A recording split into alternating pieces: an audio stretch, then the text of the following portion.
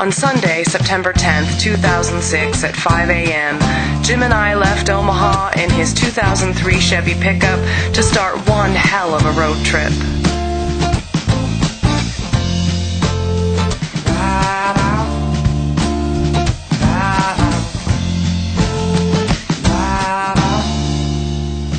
Kyle was also making the trip from Nebraska to document events for his production company, 1320 Video. Along with him were Dan and Travis. Later, they were joined by Brandon. Jay, in his yellow Trans Am and accompanied by his dad, Danny, also arose in Nebraska at this ridiculous hour.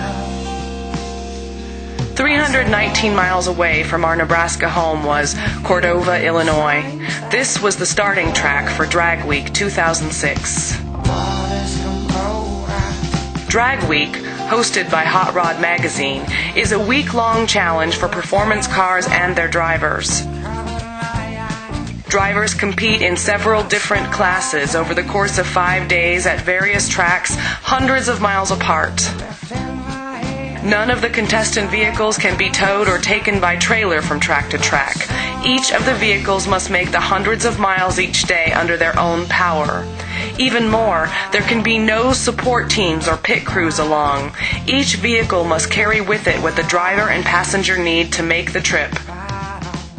Ever seen a Corvette towing a trailer?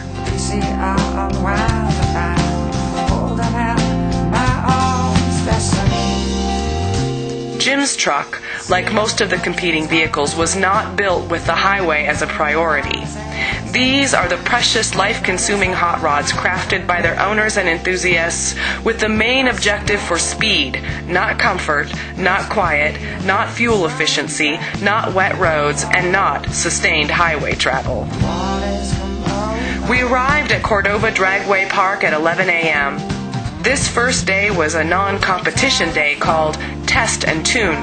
There was an opportunity for racers to take their cars down the track a few times and make the last-minute adjustments before competition started on Monday. This was also the opportunity for veterans of previous years to catch up. As each competitor opened his hood, small crowds gathered to inspect the competition and speculate who the contenders and tragedies of the week might be. Morning drizzle finally cleared, and the track was dried and ready for the first but unofficial passes of DragWeek.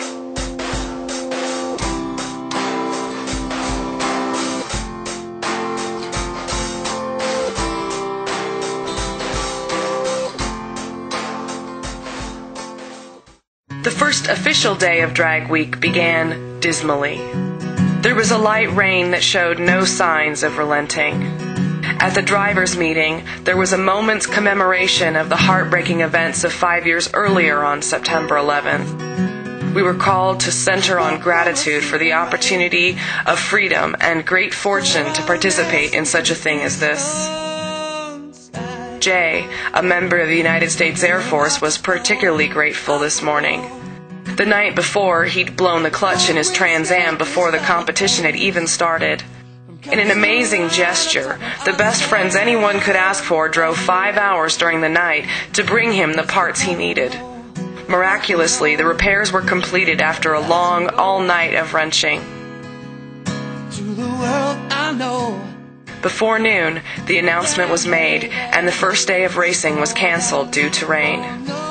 The competitors were off on the next 300-plus mile road trip to Indiana. Through the back door out, here I go, up to the day. I'm clearing out the movies now. The route was littered with tragedy. Well, pleased to meet you, sir. Racing tires and wet roads proved to be a bad combination for some. For others, downshifting to second gear instead of fourth gear turned out to be a costly situation.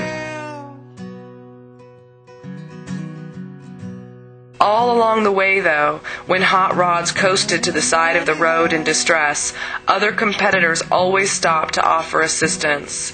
This alliance between competitors was a remarkable and repetitive theme of the event. Raceway Park at Indianapolis was a beautiful track. The weather, once again, was not so beautiful. I'd grown tired of the choice between standing in the rain or sitting in the truck. I picked up a cheap kids' play tent, which proved rain-worthy and a decent place to stretch out. The rumbling engines of idling race cars all around me, though, made it impossible to imagine that I was secluded in some wilderness. My wounds fester and sting because of all my foolishness. I am bent over and racked with pain. My days are filled with grief. Oh, rage and fever burns within me, and my health is broken. I'm exhausted and completely crushed. Wounds come from anguish. Day 2 of racing was again canceled by rain. The forecast for Ohio showed almost certain rain once again. A last-minute plan was devised, and the event was rerouted back to Cordova, Illinois, where the forecast was calling for more cooperative weather. Even though there was disappointment over the lack of racing, it was clear that the journeys and not the destinations were the real adventure. I'm waiting for you. You must answer me. I want all my sorrows. By this time, it was clear that caravanning with other racers was the best strategy for the long drives, and large groups of racers could often be found convening at predictable points along the highway. No, don't stand at a distance. You're the one. Don't stand at a distance. You're the one. Don't stand at a distance. You're my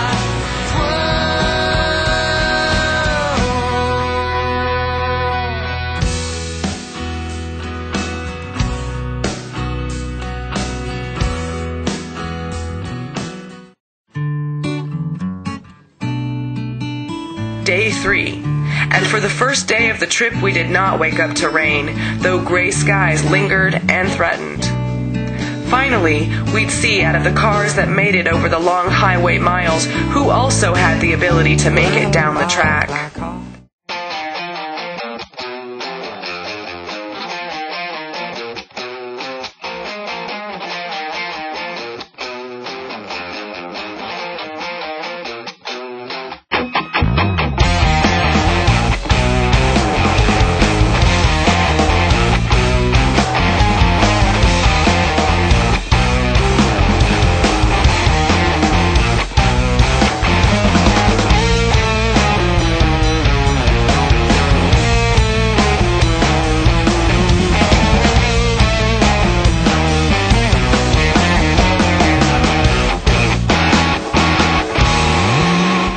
Of the day, most were pleased with their performances.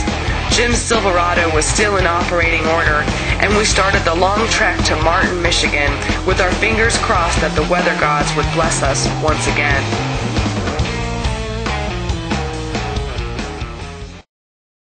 It is mandatory that drivers follow every inch of the sometimes illogical route from track to track.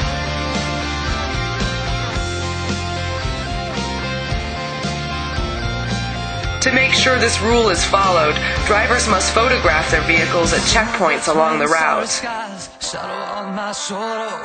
Many of the checkpoints, such as the miniature golf elephant from the day before, demonstrate the whimsy of the route planners. This checkpoint, Chicagoland Speedway, only a small fraction into the day's-long drive, made many drivers wish that this was our next track. But instead, we had many hours and many miles yet to go.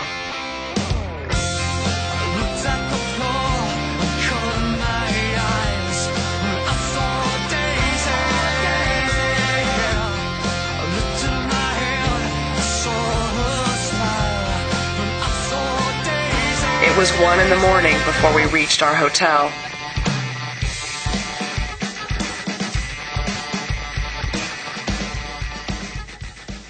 With fewer hours sleep than recommended for healthy living, we left our hotel before dawn to get an early start at US 131 Motorsports Park in Martin, Michigan. We are the riding thing.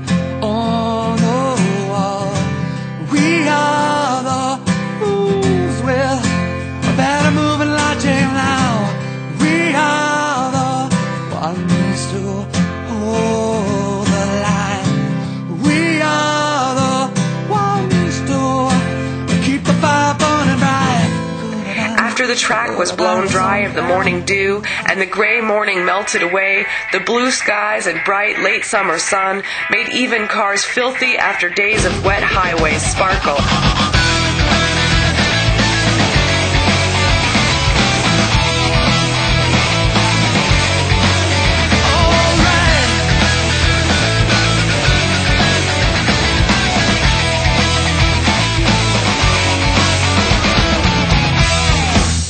Much about you.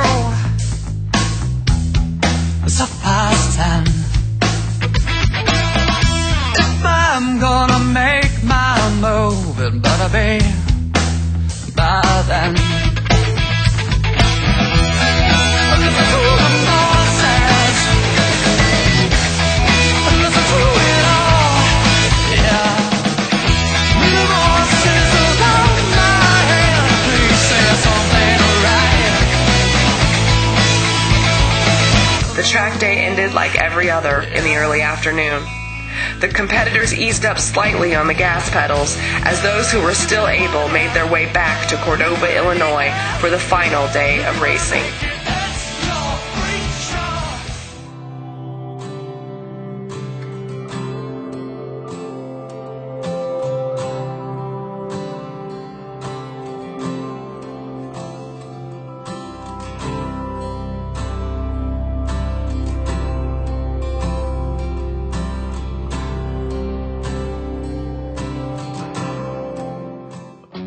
On this last day, the winners in the various classes would be determined. Just about every category was too close to predict. Jim was competing in the 11-second daily driver class. His objective was not to have the fastest time down the track, but to have his 3-day average time be as close as possible to 11 seconds without going faster. Competitors in the 11 and 12-second classes knew exactly what number they needed to have a perfect score. These drivers, including Jim and Jay, made pass after pass down the track like little old ladies pulling slot machine handles, hoping for their jackpot numbers. Somewhere high and somewhere far, up in the lonely wonder beyond those stars. I can see what you want, so sympathetic eyes. I can do what you say. Higher, higher, higher, low. My boyfriend, Jim knew and felt, won the 11-second with an 11.0004.